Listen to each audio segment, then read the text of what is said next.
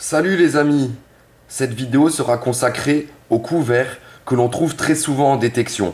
Voici ceux que je garde de côté avec un doute et qui pour moi reste une interrogation. Une bonne partie sont de simples morceaux complètement oxydés. Voici venu le temps de faire le tri et de partager et d'échanger des connaissances et des points de vue. Pour commencer, voilà les couverts en fer. Il y en a quelques-uns qui sortent du lot. Ceux-ci dont l'extrémité est un peu plus pointue.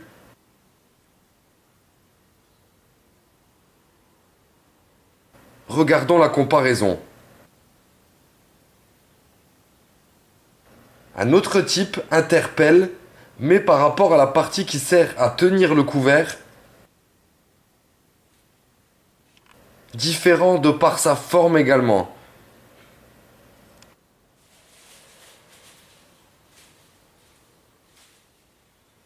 Deuxième partie, les cuillères entières ou presque, et celle plus large d'une certaine matière ou alliage que je ne saurais définir.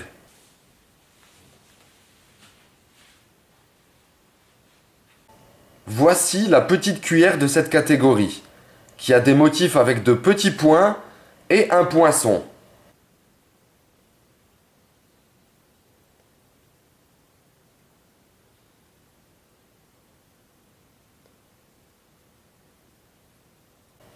Procédons à un petit nettoyage au niveau de ce poinçon. Avec un coton-tige mouillé, cela pourra peut-être nous éclairer.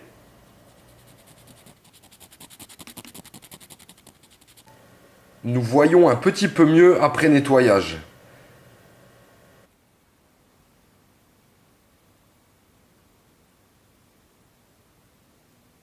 Ce type de petite cuillère est en alliage ferreux car il colle à l'aimant.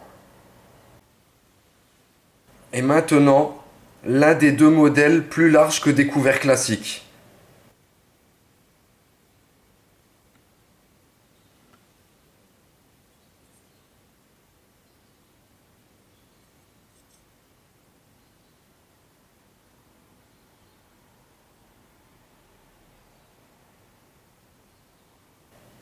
Je ne sais pas la matière.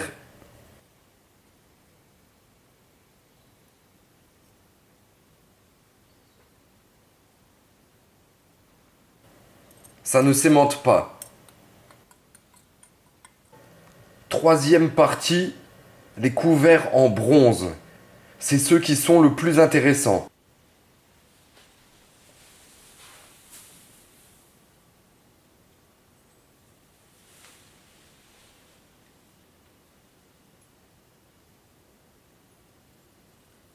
Commençons avec cette grosse cuillère qui a une forme et une décoration particulière.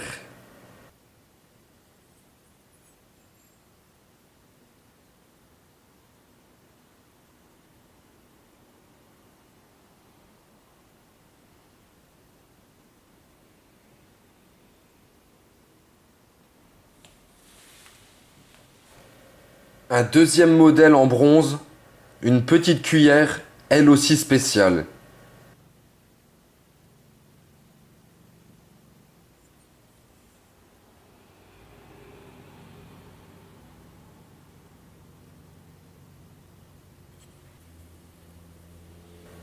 Un troisième en bel état ce coup-ci.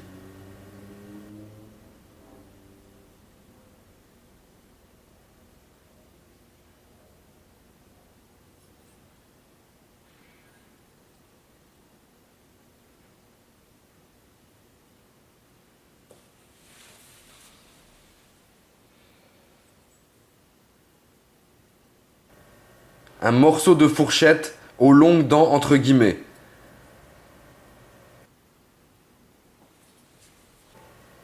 Et ce que j'ai apprécié de retrouver, ce sont ces bouts de couvert en bronze, souvent plaqués argent.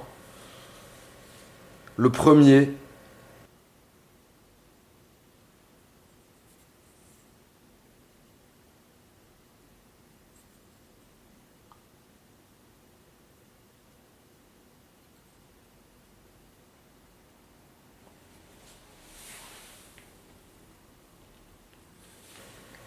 Le deuxième plus oxydé.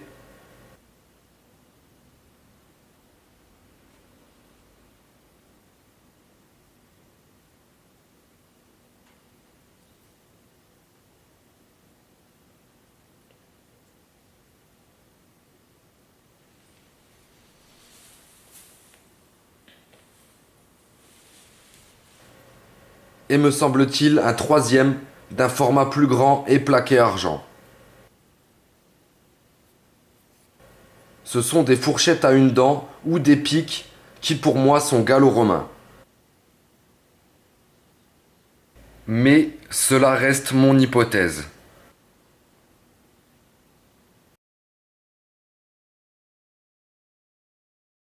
Quatrième partie.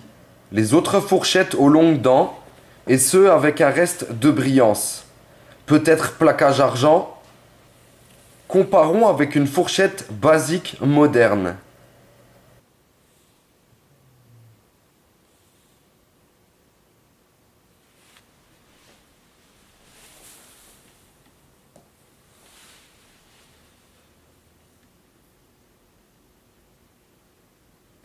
Examinons ce modèle.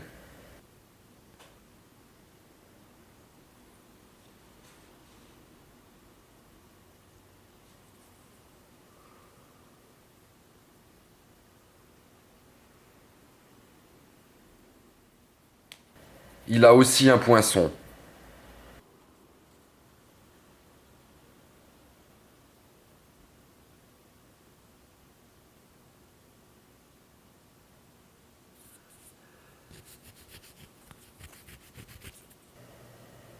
Voici une petite cuillère, beaucoup plus petite que la normale, qui devait être pour des enfants en bas âge ou simplement un jouet. Trouvée dans notre maison familiale pour l'anecdote, peut-être à ma mère étant petite, qui sait. Comparons à nouveau.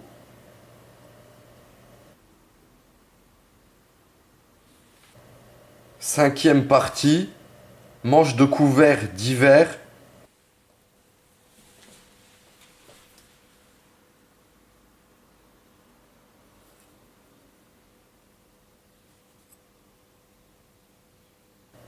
Celui-ci pourrait retenir notre attention.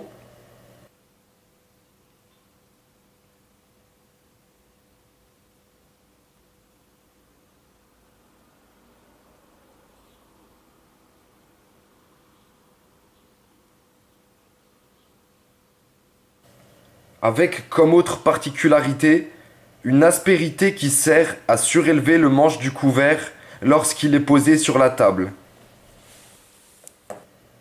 Sixième partie, les bouts de manche.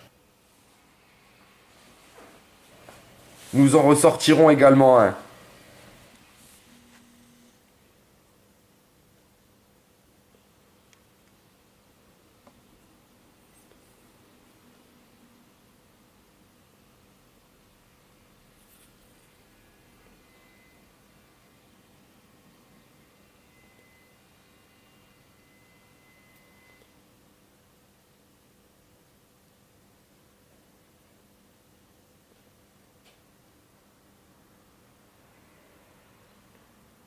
Neuvième partie, autre morceau de cuillère. Huitième partie, les couverts avec une oxydation type aluminium. Je ne m'attarderai pas dessus, c'est juste pour la classification. Vous allez voir que je suis un grand passionné, car pour la plupart ce seraient des déchets. Moi, dans le moindre doute, je préfère garder et rêver en quête de connaissances et de belles aventures d'histoires perdues. Dixième et dernière partie, les couverts modernes perdus il y a peu.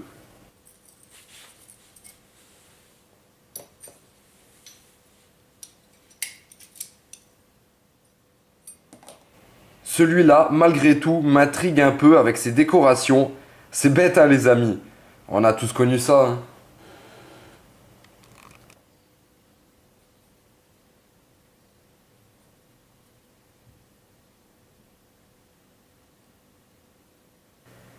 Le plus surprenant, c'est que certains des anciens couverts en bronze possèdent un poinçon.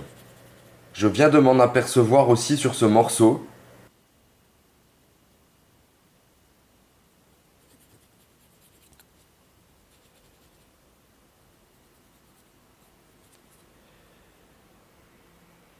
Découvrir ce poinçon, c'est magnifique.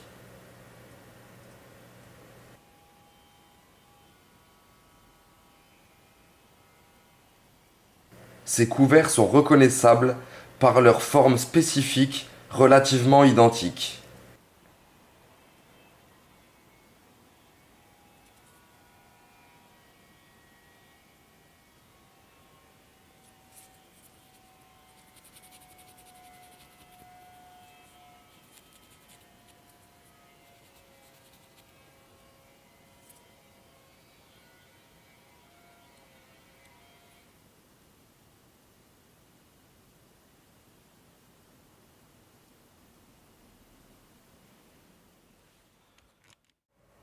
Pour conclure au chapitre Trouvailles, trouvé un vendredi 13, en Meurthe-et-Moselle du Sud par un détectoriste lorrain, cette sublime lame de couteau de l'âge de bronze de vers moins 1500 avant Jésus-Christ, pour couronner le tout avec son rivet.